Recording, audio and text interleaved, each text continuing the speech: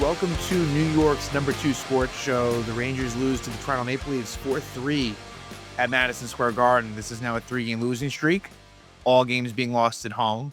Rangers record drops to 33-31-6, and their playoff hopes are dwindling.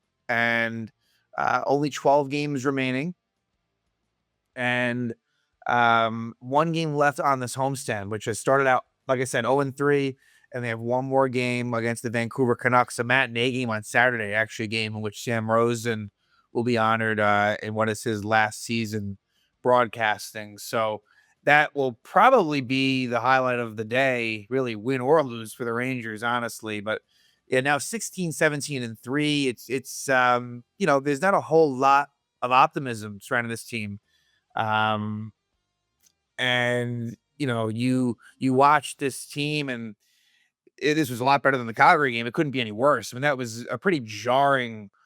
As many bad games as there's been this year, that Calgary one is really, really, really up there as just um, an absolutely despicable effort by them. This was, more of a normal style game. They put an effort, but Toronto was the better team. And again, the Rangers facing a Toronto Maple Leaf team that was playing the night before.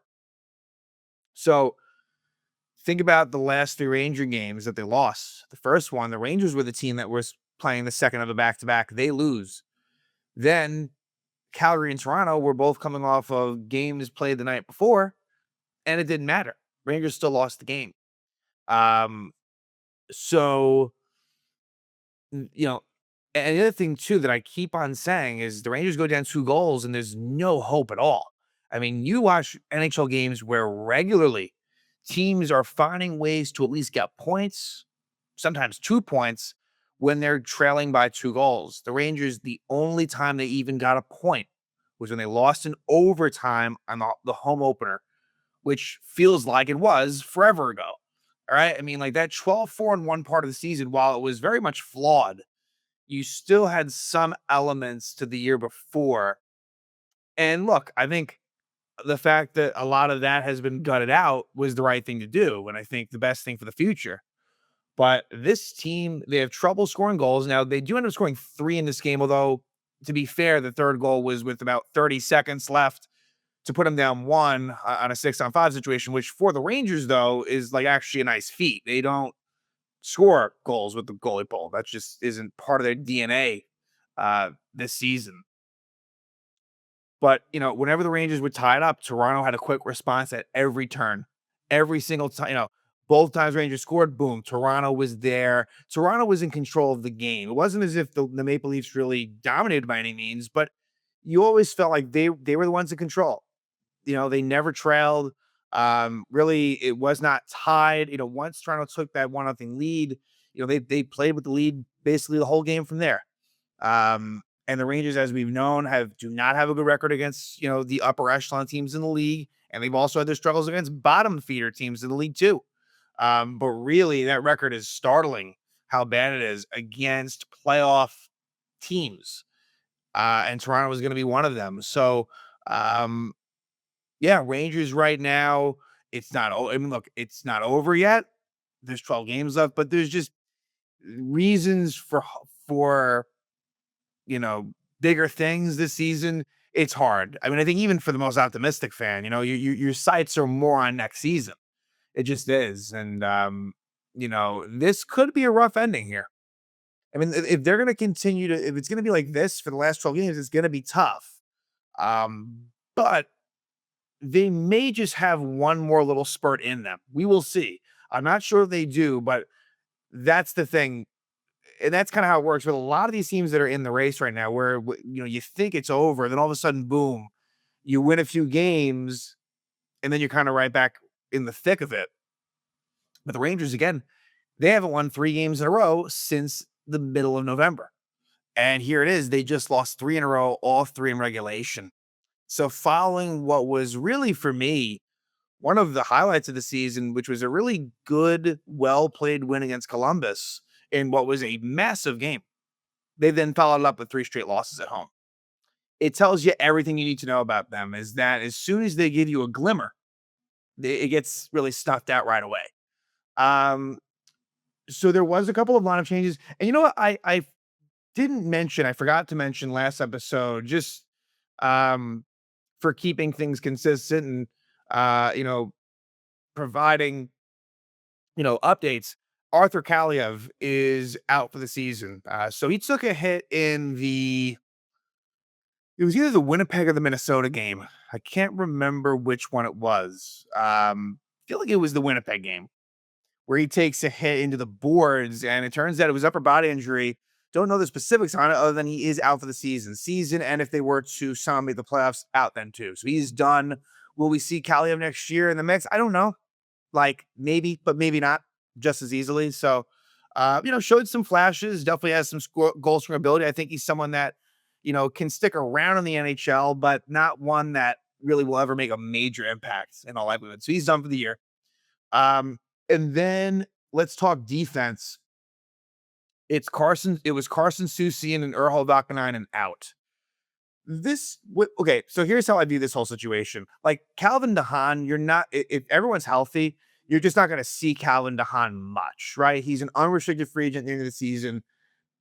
There's no future investment in DeHaan, and he's an older veteran. Like it's not like he's a young player you want to evaluate. So, not anything against DeHaan, to be honest with you. You could argue that he's worthy of being one of the top six. And I say that kind of loosely, but because he's not, I mean, John Don's not, is nothing special, but it was Carson Soucy, who was in there for Vakanainen, which is interesting. And so they keep Jones in, and Vakanainen loses a spot. And it's not as if Vakanainen's been amazing, but based on just purely who's been better, I'd rather Vakanainen than Soucy. But I also understand that they're again like you're paying Carson Soucy $3.25 million. You traded away a third round pick for him.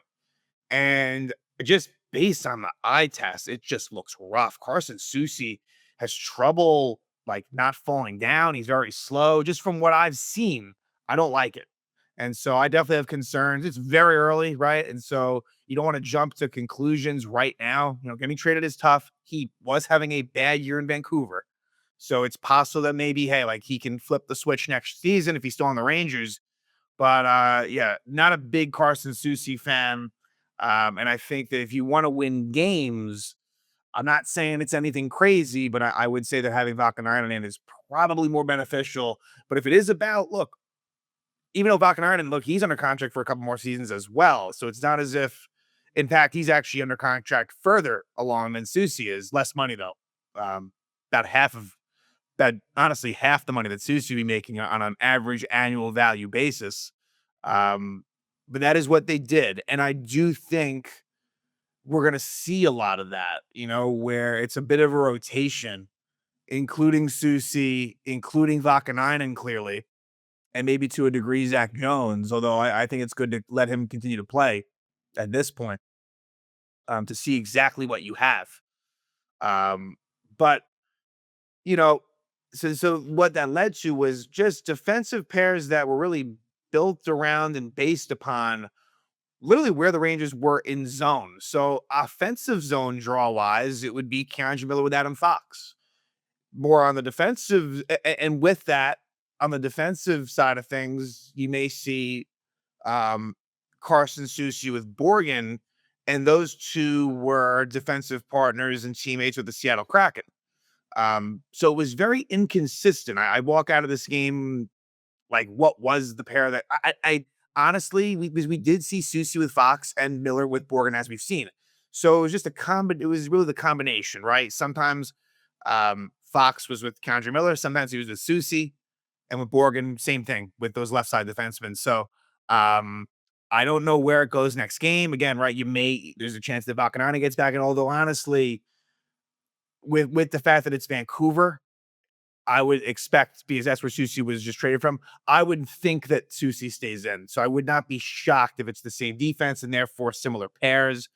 But it was disappointing to see like Keandre Miller and Fox did not go well. And that's a pair that did have some success earlier in the season when Ryan Lindgren was out, but they were not great. And this one, really, to me, none of the combinations were great amongst those guys. So there's that. Forwards, Matt Rempe was out due to an illness. And that is unfortunate. Matt Rempe seriously is. There are a lot of players below him on the pecking order. There really is. Like, there are probably forwards. Um, 3 or 4 that are like like that would be healthy scratch before Matt Rempe. So he was out again due to an illness. Hopefully, he'll be back in there soon because he really has been one of the few players that you kind of look forward to watching. There aren't that many on this team right now. And so they actually called up Anton Bleed, a veteran who played one game with the Rangers last year. He's been with the Hartford Wolfpack. And he was a healthy scratch. He was just there as the reserve forward. So what it was is Brendan Othman comes back into the lineup, and really the Rangers just rolled 3 lines. You did not see a whole lot of Parsonen centering Othman and Berard. It was 3 lines and that was it.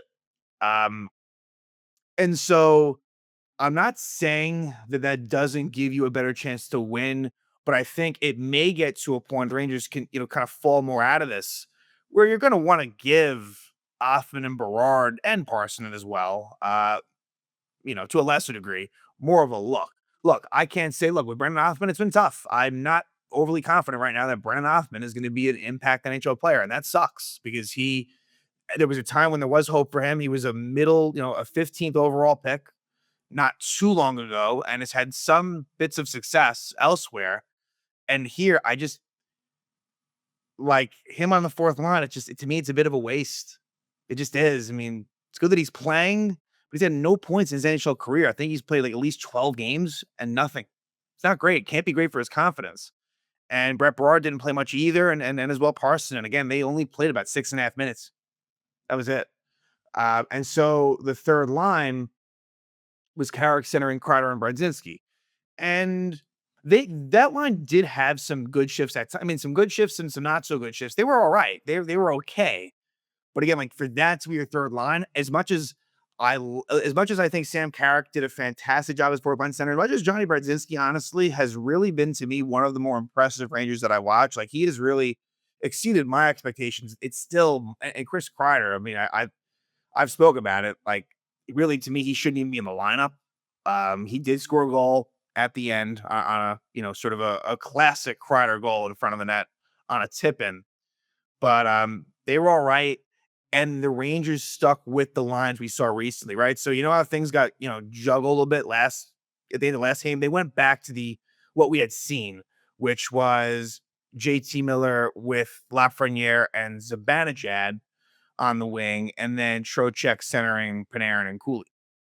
And the Rangers did get chances, right? It's not as if there were opportunities, but again, Toronto felt like they were in control of this team, and they were. And it wasn't that it was Austin Matthews that was doing the damage. It was it was very much John Tavares kind of turning back the clock. I mean, John Tavares is still a good player, but really was very, very noticeable out there as a very key force for the Maple Leafs. So Anthony Stolarz was in net for Toronto. I believe he had a losing streak coming into this one. So him and Joseph Wall is the goalie tandem with Toronto.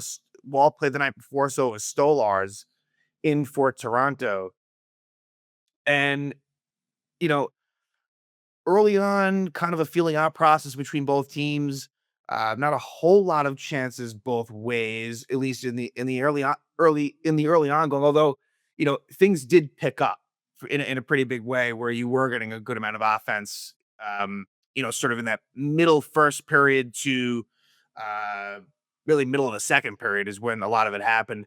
And I should also mention the Rangers lost to Toronto at home about 3 weeks ago. And yeah, like I said, the Rangers have definitely not been good against Toronto at Madison Square Garden. They've had a lot more success on the road, and that's kind of been the case for this team just in general, honestly. So at 8:50, Keandre Miller trips William Nylander. And the Rangers had a nice kill. They kill it off, but man, a really tough game for Keandre. And he is just so inconsistent. And what happens with him in the offseason is going to be one of the more interesting storylines. I don't know that he'll be back. And it's one of those, you can kind of go the in between route. You could give him kind of I don't know, a 2 or 3 year deal, I guess. I don't know that that's what they'll do, but you kind of are forced into a decision where do you trade him or do you lock him up long term? And I don't know that you can feel good about that. I don't feel good about Keandre Miller being on this team in the long run. I think that these are issues that are always going to stick with him, right? There's always going to be those moments and stretches where he really is a key player that can help you win hockey games. But it's again, this is now his fifth season in the league, and you're seeing just the same mistakes always. And it's low IQ hockey at times. At times, there's a bit of passiveness to his game, which is not great. He has such a big frame. If he could use that physicality, he'd be so much better. But it's wasted talent, honestly. So the Rangers do kill it off, but then Keandre Miller makes a mistake. He pitches into the offensive zone and falls down, and it leads to a bit of an odd man rush the other way, where John Tavares scores his 28th goal of the season, assisted by McCabe and Nylander. So at 12:30, it's a play where Keandre Miller, it's one thing for him to pinch, but then he falls down, and it puts Panarin back on defense. And we've seen teams take advantage of that. Artemi Panarin in the defensive zone is not good. And that we've seen that for a while. And Vincent Trocheck on his way back probably should have stuck with Tavares. I don't know if he may not have realized that Panarin was the one back there, but Panarin gives too much room to Tavares, and Tavares is able to, with a really nice shot, score past Shesterkin to give Toronto a 1-0 lead. But it looked as if the Rangers were going to maybe end this period on a good note, as Will Borgen at 19:12 scores his fifth goal of the season from Carson Soucy and Brodzinski. So a nice job by that Carrick, Kreider, Brodzinski line, a good shift. And, passing it around, Brodzinski to Soucy to the right point, Borgen, and with Carrick in front causing a little bit of havoc, Borgen scores to tie it up at 1. But then, unfortunately, Will Borgen with a bad icing. And it ends up costing the Rangers as there's one more offensive zone draw for Toronto with about 15 to 20 seconds left in the period. And Keandre Miller is again kind of at the center of this, where he is, first of all, kind of unable to get the puck on the corner. Toronto wins that battle against Keandre Miller, and then Miller loses his man in front, and it's Bobby McMahon with a tip in. His 19th goal of the season, assisted by McCabe and Tavares. So another assist for McCabe, another point for Tavares, and it makes it 2-1 Leafs. That's a backbreaker for the fact that the Rangers, here it is, they scored to tie it up with less than a minute left in the period, only to then give it right back with 10 seconds left. Bad job by Keandre Miller there, totally. But we go to the second period of the Rangers with a quick response early in the second to tie it right back again. And it's Artemi Panarin with his 31st goal of the season, assisted by Trocheck and Adam Fox. So Panarin extends his point streak to 11 games. He continues to produce on the stat sheet. There's still plays in the game, and I'll just say right now, like there was that bad backhand pass in the middle of the ice after the Rangers, because I may forget to bring this up later. When the Rangers make it 4-3 with 30 seconds left, they have a chance to get it into the zone, and Panarin just with a kind of a half-hearted prayer shot, like backhand pass to Toronto for the turnover. But Panarin really has looked good lately. And as much as he hurts you defensively and this and that, he is still the driving force of this offense. If there's ever any offense that they have going, there's a good chance that Panarin's involved. And it was really a play where Carson Soucy, give him some credit, he does keep the puck in the zone on a Morgan Riley attempt to get it out. And Soucy gets it to Fox. Trocheck is up in the high slot. Will Cooley, as always, providing some, positioning in front of the net. And it directs the Trocheck shot, kind of shoots over to Panarin, who easily buries it in to tie it at 2. But again, with not that much time after it, less than 3 minutes after the Rangers tied up, it's John Tavares scoring again. Second goal of the game, 29th goal of the season, assisted by McMahon and McCabe. So 3 assists for McCabe, 3 points for Tavares, a couple points for McMahon. And this was a play where Carson Soucy, first off, kind of falls down. And that leads to some bad things. Because then you have Adam Fox and Will Cooley kind of colliding in front of the net, and the Rangers full on lose possession. So it kind of starts with Soucy, but then it becomes a Fox and Cooley thing. And so they're kind of out of position, and now Toronto is moving it around.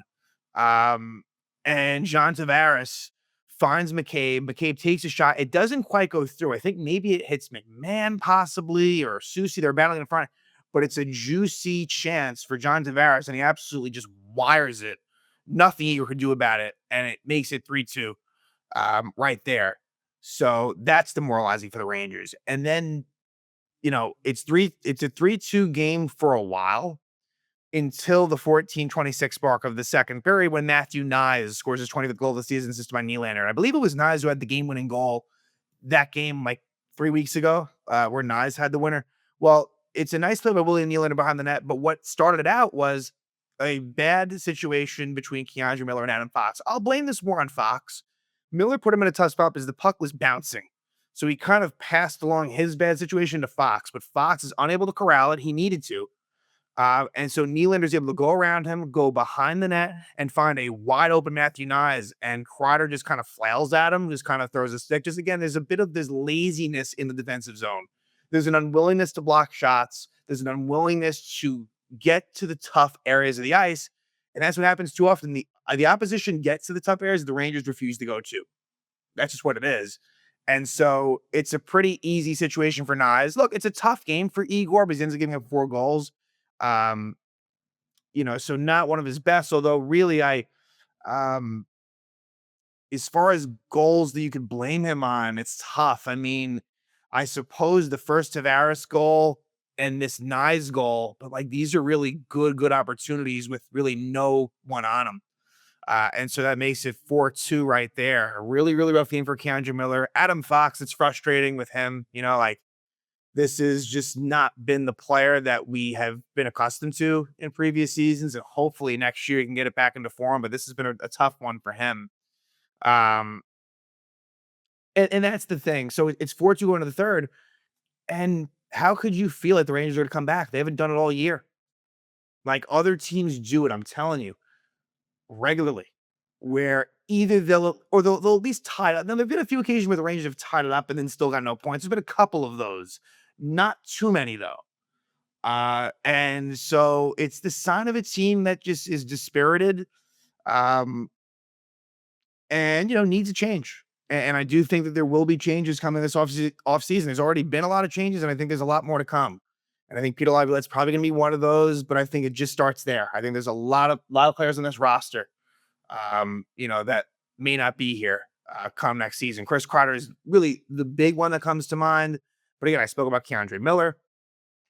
Alexi Lafreniere is in a bit of a weird situation. He signed a big time long extension, and it's been a big disappointment for him. So I would think, if I had to guess, that he will be here next year, but who knows? Artemi Panarin, he only has 1 year left on his deal. And so, his days as a Ranger are not much longer. So third period rolls around, and the Rangers, there were some chances, but it wasn't much. I should also mention that they do get a power play at 9:18 of the third. Matthew Nyes slashes Zach Jones, and the power play was brutal. Vincent Trocheck was on instead of Kreider on the number 1 unit. So they did make a change in personnel. I would have wanted it to be Cooley, but fine. Totally fine with taking Kreider off and Trocheck was on, but it was not good. And that's where the fans started booing. This power play, it doesn't get them many power play opportunities because the Rangers are not playing a style of game that's drawing penalties. And the few times they get power plays, they're not doing shit with it. And it's killing them. And so eventually with the goalie pull, Rangers, this is where they got their best chances, 6-on-5. And at 19:25, Kreider scores his 19th goal of the season from Panarin and Trocheck. So it's a shot from the point by Panarin, and Kreider tips it in to make it 4-3.